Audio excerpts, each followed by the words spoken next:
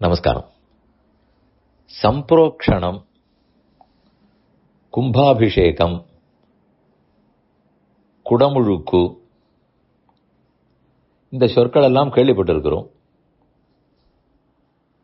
கோயிலில் சம்பிரோக்ஷணம் நடைபெறுகிறது, கும்பாபிஷேகம் நடக்கிறதாம். அதற்காக திரளாக மக்கள் வருவார்கள். என்ன செய்கிறார்கள்? பாலாலயம் என்று ஒன்று நடக்கும். அப்போதுதான் திருப்பணி தொடங்கும். குடமுழுக்கு என்பது தமிழ் சொல், கும்ப அபிஷேகம் என்பது சம்ஸ்கிருத சொல். அது ரெண்டும் ஒரு வகை. கலசத்தில், கும்பத்தில், குடத்தில் இருக்கும் தண்ணீரை விமானத்தின் மேலோ கோபுரத்தின் மேலோ அல்லது அந்த பெருமானுடைய பிம்பம் விக்கிரகத்தின் மீதோ அதை சேர்த்தல், அந்த தண்ணீரை ஊற்றுதல், அபிஷேகம் செய்தல். புரோக்ஷணம் என்பது அந்த கும்பத்தில் இருக்கும் தீர்த்தத்தை மேலே அவர் மேலே சேர்த்து அபிஷேகம் பண்ணாமல் தெளித்தல், புரோக்ஷணம் பண்ணுதல். இது சம்பிரோக்ஷணம்.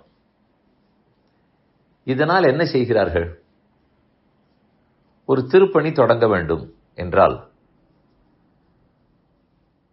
அங்கிருக்கும் மூர்த்தி பெருமாள் மட்டும்தான் என்று நினைக்க வேண்டாம்.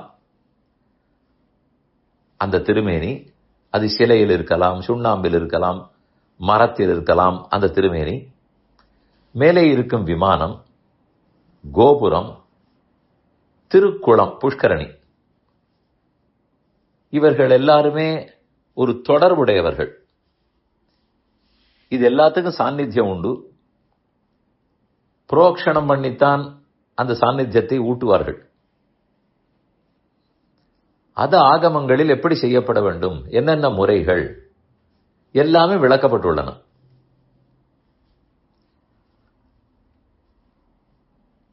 பாலாலயம் என்று பண்ணும்போது பெரிய ஆலயத்தில் பெரிய திருமேனியோட பெருமான் இருந்தார். இனி அப்படி இருக்க மாட்டார். அந்த விக்கிரகத்தில் இருந்த சக்தி எல்லாவற்றையும் குடத்தில் இருக்கும் தண்ணீரை அதில் இறக்கி விடுவார்கள். அது சொல்ல வேண்டிய மந்திரங்களை சொல்லி இறக்குவார்கள். பின்னர் மூலவரை போலவே படம் வரைந்து, எந்தெந்த மூலவருக்கு இதை போல் பாலாலயமோ எல்லாருடைய படமும் வரைவார்கள்.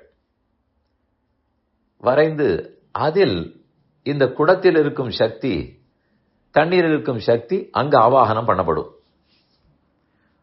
ஆனால் தான் பாலாலய சமயத்தில் உற்சவர் தனி ஒரு மண்டபத்தில் இருப்பார், ஒரு அறையில் இருப்பார். அவருக்கு பின்னாலேயே கையால் வரையப்பட்ட படங்கள் எல்லாம் இருக்கும். அந்த மூலவரை போலவே வரைந்திருப்பார்கள். அர்ச்சக சுவாமி ஆரத்தி பண்ணும்போது கூட அந்த படத்துக்கு ஆரத்தி பண்ணிவிட்டு சேவை பண்ணி விட்டு தான் உற்சவரிடத்தில் பண்ணுவார். அப்புறம் திருப்பணி 6 மாசம் 8 மாசம் 1 வருஷம் நடக்கும். அது வரைக்கும் அந்த படத்தில் இருப்பவர் தான் மூலவர். உள்ளே இருக்கும் பிம்பத்தின் அந்த திருமேனியில் சக்தி இருக்காது. எல்லாம் பழுது பார்த்து முடித்த பிற்பாடு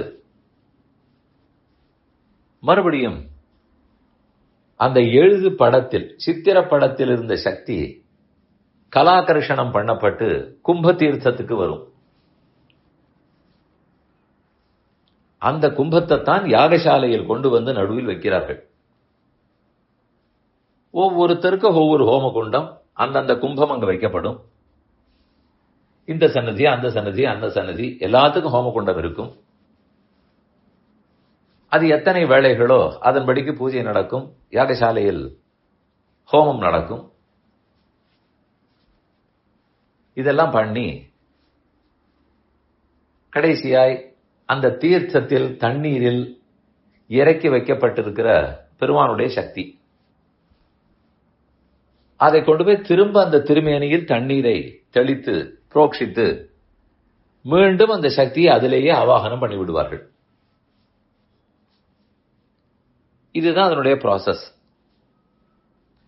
இது ஸ்வயம் வெக்தம், தானே உருவான பெருமானாக இருந்தால் எப்படி செய்ய வேண்டும், மற்றவருக்கு எப்படி செய்ய வேண்டும், இந்த திருப்பணி சமயத்தில் என்னென்னலாம் செய்ய வேண்டும், இதெல்லாம் நிறைய நிர்ணயங்கள். அது அதற்கென்று ஒரு ஆழமான படிப்புன்னு வைத்துக் கொள்வோம். ஆனால் இதை நீங்கள் சிந்தித்து பார்த்தால் இது எவ்வளவு நேர்த்தியாக செய்கிறார்கள். ஒரு இடத்தில் ஒரு பிசிறே இருக்காது.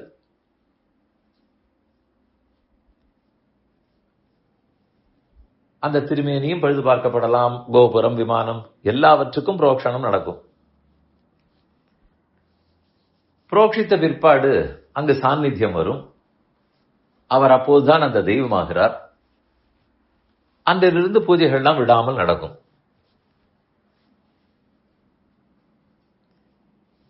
அதற்கப்புறம் அந்த நித்திய பூஜை, நித்திய உற்சவம், வருஷ உற்சவம், மாச உற்சவம், பக்ஷ உற்சவம் இதெல்லாம் நடக்க நடக்க நடக்க தானே அந்த பெருமானுக்கு ஒரு தனி ஏற்றம். அவர் ஆனந்தப்படுகிறார். இதைத்தான் சம்பிரோக்ஷணம் என்று சொல்லுகிறார்கள். நாம் கோவிலுக்கு செல்லும் போது இத்தனையெல்லாம் நடந்திருக்கிறதே, அந்த பெருமான் உண்மையில் அப்படியே உயிரோட்டத்தோடு அந்த சக்தியோடு அங்கு இருக்கிறார்ங்கிறதை நாம் உணர வேண்டும்.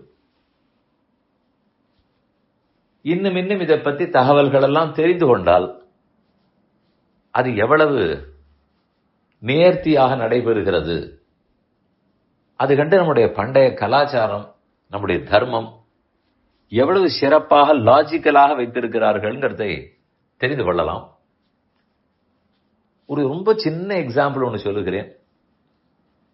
இது கணிசிக்கவே வேண்டாம், என பேசினதெல்லாம் ஆகம விஷயம், ரொம்ப உயர்ந்த விஷயம். அது எப்படி?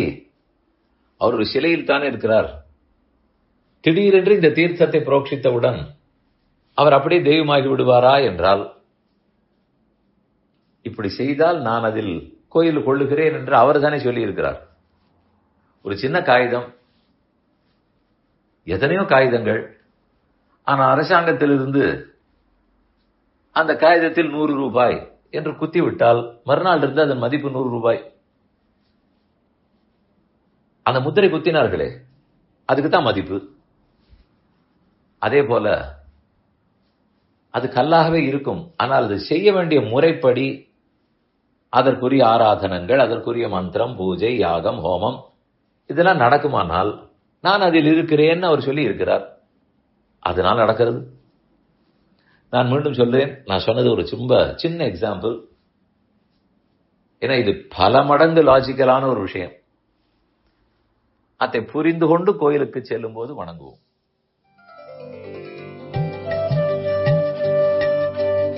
இந்த என் பணி ஆடியோவை உங்களுக்காக வழங்கியவர் வேலுக்குடி ஸ்ரீ கிருஷ்ணன் சுவாமி. இந்த ஆடியோவை தினமும் உங்கள் மொபைலில் பெற கிஞ்சித் என் பணி KINCHITENPANI என்ற ஆப்பை கூகுள் பிளே ஸ்டோரிலோ அல்லது ஆப்பிள் ஐஸ்டோரிலோ டவுன்லோட் செய்து கொள்ளவும். தினம்தோறும் இது போன்ற உபன்யாசங்களை கேட்டு மகிழவும்.